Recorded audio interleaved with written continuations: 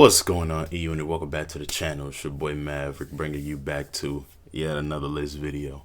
Today's list video is going to be 5 overrated wrestlers and 5 underrated wrestlers. Part 2. It's been quite some time since I did a video on this topic. The last one did very well, so I figured I'd hit y'all with a part 2. And like I said in part 1, this is going to be a series. This is the second part in the series, man.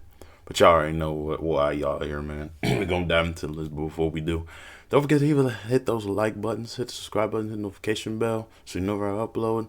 And don't forget to follow my Twitch. The link for that is in the description. Because we stream on there 4 days a week now. You know what I'm saying? And we just hit affiliate. So I'm going to give myself a self-fight for that. So join the E Unit, become a part of the family, you know what I'm saying? And without further ado, man, let's dive right into it. I'm going to warn you right now. There may be some wrestlers on here that might piss y'all off. So if y'all are trigger sensitive to some of these wrestlers, this is your chance to click off the video.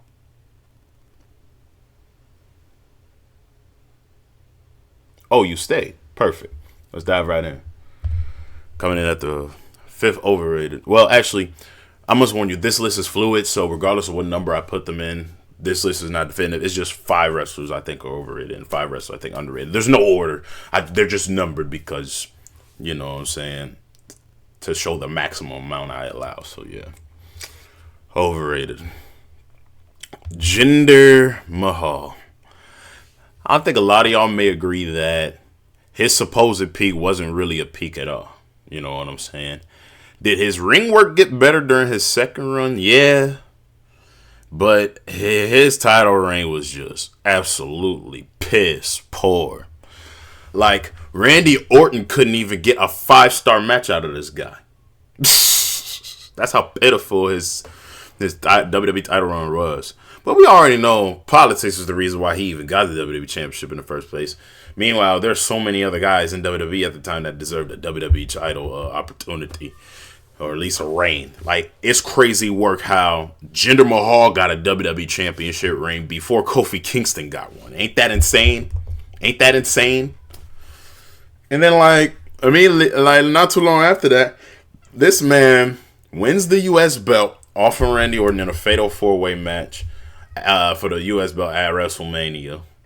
And then, like, literally the Monday afterward, you drop the belt to Jeff Hardy. Like you didn't even have that belt that long. You lost to a much older post-prime Jeff Hardy. Man, this dude, man. He's not all that. And like, what memorable promo has he cut as the real Maharaja? What memorable promo has he cut? Ugh. Anyway, coming in at 5th underrated. Stand back, it's the Hurricane coming through. I spoke a bit about him during my top 25 favorite wrestlers video. You already know how I feel about him. I honestly feel like Shane Helms, if he just had the physique that Vince looked for, he probably would have gotten opportunities beyond the cruiserweight division, beyond the lower to mid-card positions that he had. Because his mic skills were pretty top tier. You know what I'm saying? Asking people, what's up with that? Like, for example, when he's like, holy hypocrite, The Rock. You were used to be an idol, an icon, beloved by millions and millions. But tonight you come out and you trash the people. What's up with that? Like, this dude went toe-to-toe in a promo war with The Rock, and he survived. This man even pinned The Rock, even though it wasn't clean. He didn't pin The Rock clean. This man went one-on-one against him in a no DQ match and pinned The Rock. That should have gave you an inkling that he should have been bigger than what he was. I will do it. I will admit, though, that and his peak when he took the mask off and became Gregory Helms, those were his 2 biggest peaks in WWE. You know what I'm saying? Pretty much in between that, there was the stuff with Rosie, there was the stuff with Mighty Molly, there was the stuff with when he would just be Hurricane Helms without the mask, but still retaining that identity of a hurricane. And then, like, he would just give his insights on what was going on SmackDown. He was like, remember when MVP was on the lose streak and he was like, hey, MVP, how about you try something new? Try winning. And then he would always end it with, I'm just saying. This man is comedic gold, I swear. The fact that he didn't get not even like a US belt run or IC belt run baffles me, because this dude is very, very amazing in the ring, bro. Like, you can watch him from his WCW days to all the way up to even his WWE CW matches with Paul Burchill. Even though they buried the hell out of Paul Burchill using this man. Anyway. Yeah, shout out Hurricane. Definitely the best superhero gimmick of all in wrestling ever. And coming in at overrated number 4, we have Sin Cara. Now, the reason why I say he's overrated is because he had the wrestling ability, sure, but he lacked the character. He lacked the charisma. Yeah, he could wow you with the stuff that he does in the ring and the acrobatics and all of that. He could wow you with all of that, but how am I supposed to get over when this nigga can't even speak English? You know why Rey Mysterio is the greatest masked luchador? Is because he can actually cut a decent promo. He tells you a story that you want to get behind. Sin Cara, he doesn't have any of that. He doesn't have any of that whatsoever. People, at this time, people was just wowed by his ability. But I'm like, yeah, he's great in on the ring, but this nigga's character work is shit. It's shit. And like, they tried to put him over by having him wrestle another luchador named Hunico, who at the time was Sin Cara Negro, and that still didn't get this nigga over. In the ring, great. Out character wise, this nigga's trash. Sorry, not sorry. And then like, even how he left WWE was pretty fucking sour. Even how he left WWE was pretty fucking sour, bro. Like, it's bullshit. You hear me? Like, apparently, I think he wanted more money from Vince or something. When he wasn't even, like, cracking, like, the upper mid card or even the main event. He didn't even sniff the main event scene. This nigga's insufferable, bro. Coming in at 4th, underrated. Oh, another thing. Sin Cara don't even have no face because that's what his name means. His name means faceless. But anyway. Coming in at underrated, we have Finn Balor. And the reason why I put him in here is that he's been the victim of bad booking, okay? He's one of the best wrestlers in WWE, but his booking gets heavily squandered. I mean, Judgment Day is a good place for him, but they didn't strike while the iron was hot to turn him babyface again yet. You know what I'm saying? And then furthermore, I mean, he has some pretty decent mid-card runs, but bruh, the fact that they didn't bother giving him another Universal title shot or any world title shot in general, you know what I'm saying, despite him being the first guy to hold the Universal belt, makes me so sick because he deserved more. He deserved better. Like, don't blame it on him. Blame it on the fact that he unfortunately got injured in the match where he won the damn belt. You know what I'm saying? Like, I felt like he deserved another shot to be champion. Like, world champion. Not just mid-cards like the Intercontinental or the US or anything like that. Nah, he still deserved, I feel like he deserved to be world champion for how much work he's put in. I feel like if WWE could just put him in the right storyline and not have him so just concreted into the mid-card, that his stock would eventually rise. He may not be the guy that carries the company on his shoulders, but his caricatures, especially when he's the demon, and you know what I'm saying, his ability to cut an interesting promo to the point where you get invested into the storylines he's invested into, you know what I'm saying, he deserves a shot. You know what I'm saying? Another shot, another healthy run where he's not held down by the weight of his injuries. He deserves that shot.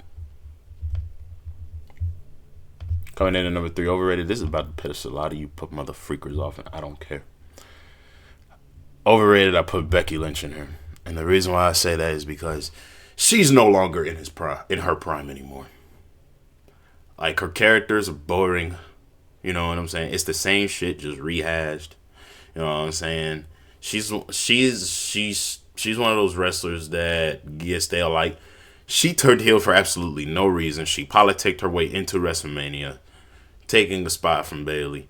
You know what I'm saying? To only hold the belt for like tag belts for like one day, just to drop them the very next night on Raw, and then fucking you know, only got put in the liver about carrier food, so that way WWE could just establish the women's intercontinental belt with some prestige, because they fucked up by letting somebody who's brand new hold it instead of letting somebody who's established win it at first, and then use that person to put a new threat over. You know what I'm saying?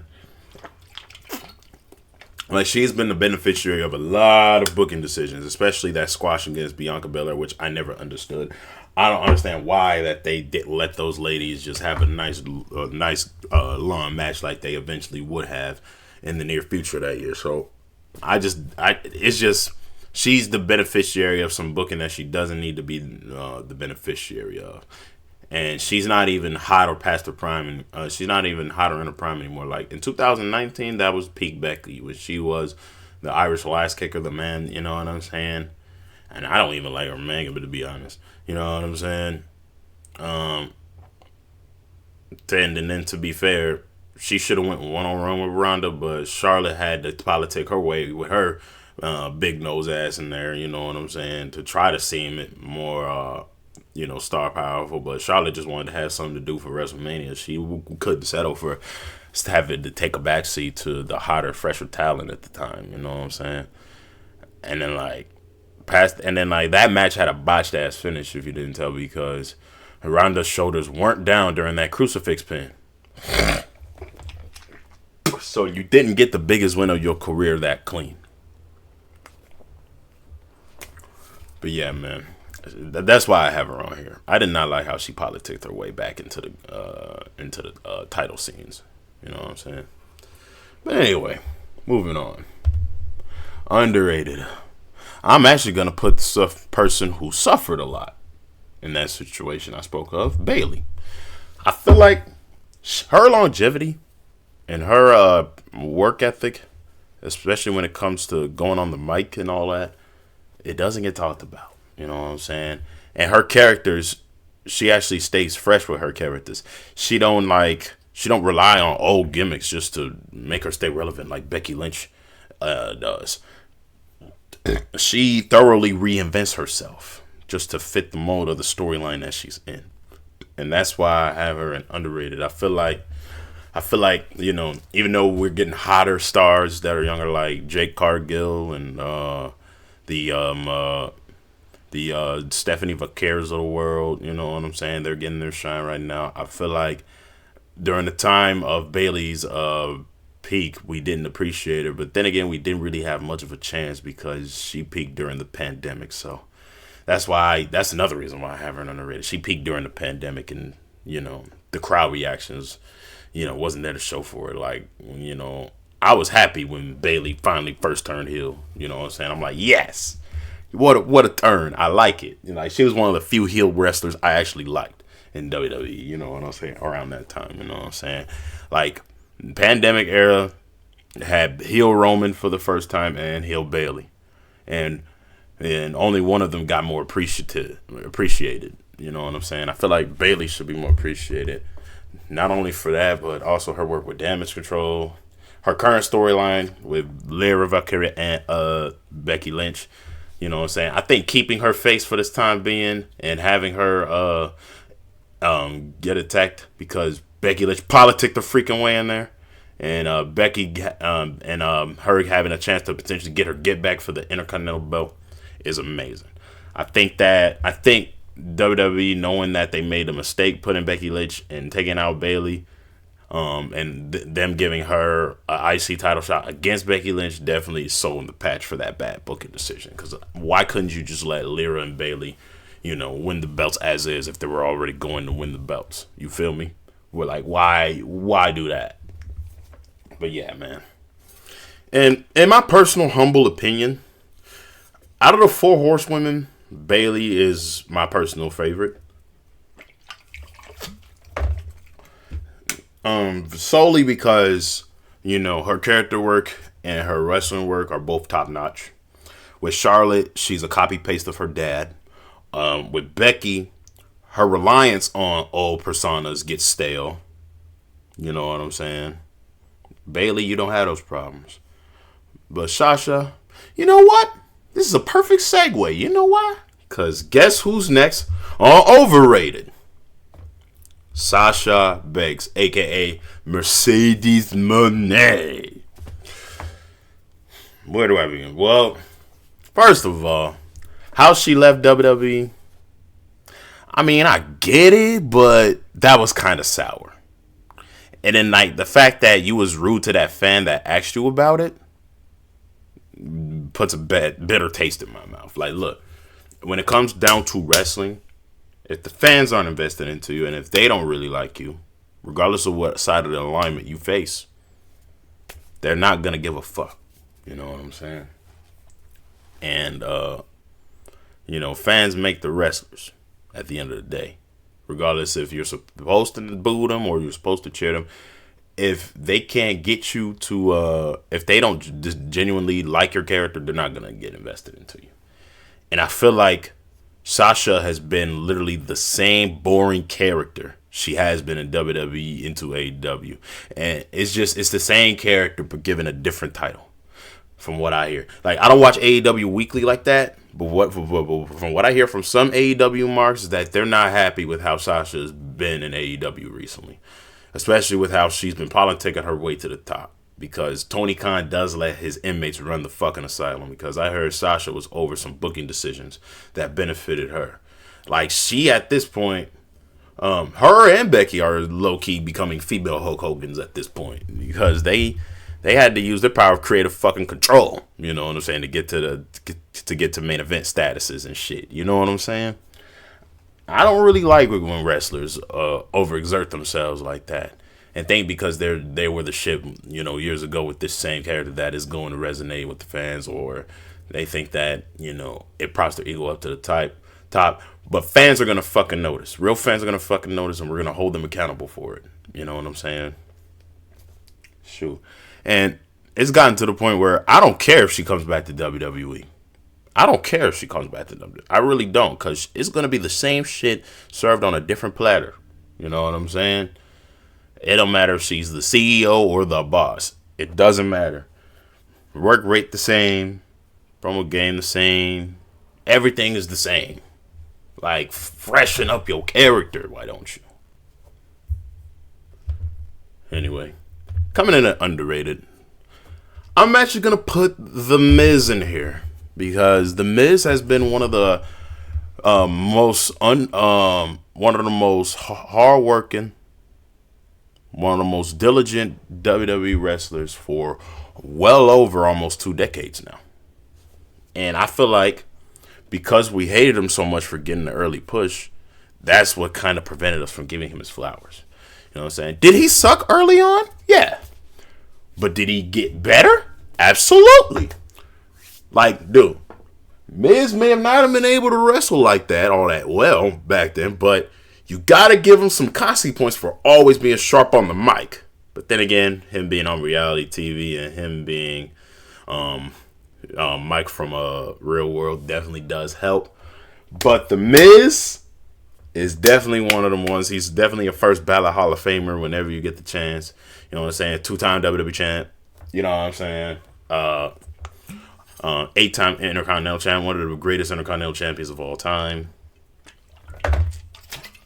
One of the better United States champions of all time. One of the better World Tag and WWE Tag champs of all time, along with John Morrison. The only tag team I didn't like him in was Show Miz. You know what I'm saying? And he's had plenty of decent matches on Mania, like him versus Shane McMahon was pretty good. You know what I'm saying? I did like the pre-show match between him and Ray Barrett on WrestleMania 29 for the Intercontinental Championship, even though I feel like it should have made the main card. But more or less, still liked it. You know what I'm saying? I think he was in one of those.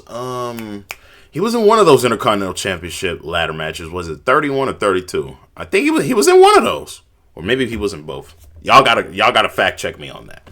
But he still performed very well. You know what I'm saying? But yeah, overall, Miz has had a great career. Like, I liked his Money in the Bank ladder match win. You know what I'm saying? Do I feel like he should have been the main event of WrestleMania? I don't know. But then again, he did feel like a third wheel to The Rock and Cena at the time, which wasn't very fair to him in retrospect. But WWE needed somebody for the fans to massively hate around that time. And The Miz was that guy. Oh yeah, and his tag team with R-Truth. Both versions. Chef's kiss. Probably my favorite unit of The Miz and somebody.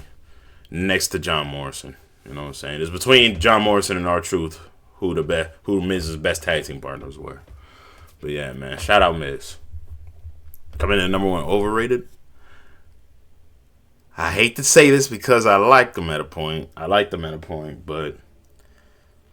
But since somebody, a wrestler who I really, really like had to suffer because this guy had to just fuck around and had to get another title shot, warranted him a spot on this list. Ladies and gentlemen, Goldberg. Now, he was in my favorite wrestler list because of how strongly he was booked in WCW and how decent he was booked in WWE for that one short year. Because I'm going to admit, at that time where he came into WWE, I was sick of Triple H. Like, I was sick of Triple H. I wanted somebody to just take the belt off him for a while. And I'm glad that one of those guys was Goldberg because I was still off the WCW high. And then, like, you know, even though the matches that he had with Triple H weren't top tier because, you know, they wanted Goldberg to work a long match, but Goldberg is not built for the long matches. That's one reason why he's overrated. Another reason why he's overrated is that apart from the year next type of shit, what amazing promo has he cut? And then third of all, he has a penchant for being unsafe in the ring. You know what I'm saying? And fourth of all, he politics his way now. You know what I'm saying? To the top. And then, like, it didn't start with just this current run of WWE. No, it started all the way in WCW when was it Vince Russo that surrendered him creative control? It was one of those guys. That surrendered creative control to him. And he pretty much, you know, used it to his advantage to the point where, you know what I'm saying, none of these smaller wrestlers ever got any benefit up until they was ready to leave, like Chris Benoit and Eddie Guerrero and Dean Malenko and all those guys. Like, they gave, like it wasn't until, you know what I'm saying, 2000 when WCW got desperate to try to give these smaller wrestlers even shot. But by the time that they got their shot, they were already over it and they were already going to WWE. You know what I'm saying? 1999 to going into 2000, that's when that started happening, you know. And then Goldberg injured Bret Hart and made him retire, so we never forgot about that. And then I never forgot about the horrid match that he had against Brock Lesnar in WrestleMania 20, but they redeemed themselves at WrestleMania 33. You know what I'm saying? And then that trash match that he had against The Undertaker in Saudi Arabia, that shit was ass. The fact that he squashed Kevin Owens, I did not like that at all. That decision to have him squash Kevin Owens was just ass. I did not like it. Squashing Brock Lesnar was decent. It was good because Brock was already established as a threat and Goldberg needed to get reestablished. But him squashing Kevin Owens from the Universal title to leave up to his rematch to Brock Lesnar where he puts over Brock, ass. There's a reason why Chris Jericho still doesn't like this guy, and neither does Bret Hart. But hey. And the last underrated wrestler I have is the old commissioner himself, the leader of the Ruthless Roundtable, William Regal. Now, the reason why I have William Regal in here is because that he has amazing technical work. And, you know, try anything you want, but his characters didn't get stale to me. You know, they were entertaining. Like, especially where he was the commissioner of the WWF. I felt like that was peak him storytelling because him and his feud with Chris Jericho over the IC belt and Chris Jericho peeing in his teacup was fucking hilarious. You know what I'm saying? And then, like, everything from him running King of the Ring in '08, him freestyle rapping, him even teaming with Jadarius was pretty decent. You know what I'm saying? Him, you know, putting over guys like Christian and all of that. And him being a part of Ruthless Roundtable and ECW and, you know what I'm saying? it's a lot you have to thank William Regal for, because he definitely is one of the more selfless wrestlers. And you know what's crazy is he tried his best to give Goldberg and walk him through what could have been a 5-star match, but Goldberg was just missing the assignment. Like, dude, for the right price, William Regal will make a wrestler that you're trying to get over work like $1,000,000. You know what I'm saying? Like, he's had great match after great match. Like his match with Jericho at Mania X7, fire. His matches against Christian and during the ECW era, fire. His matches against CM Punk during like months before that, fire. His matches against who was it? His match against RVD for the IC belt, fire.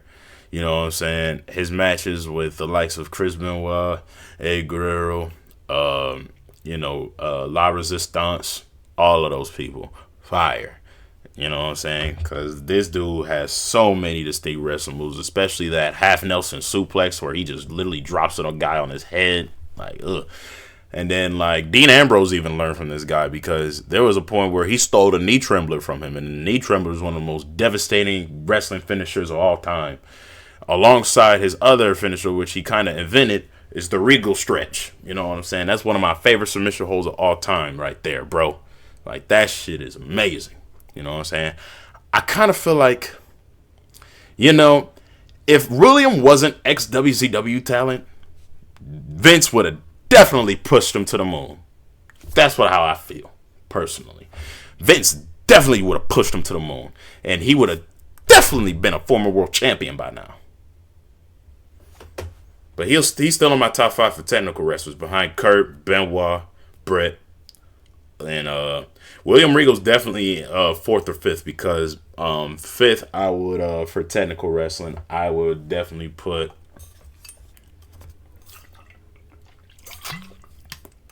I could definitely put Shelton Benjamin somewhere in there. But there's a lot of great names that could technically wrestle. But William Regal's definitely in my top 5, and he's arguably not 5. But anyway, that's it for this video. If you guys enjoyed this video, don't forget to leave a like and a comment. Hit the subscribe button and the notification bell so you know whenever I upload. And I'll see you all in the next time for the next list video. Till then, it's your boy Maverick, the Tribal Chief of the E Unit, signing out. Don't forget to follow my Twitch. We stream it 4 days a week. And I'll holler at y'all with another list video. Till then, I love y'all. Take care, y'all. Deuces.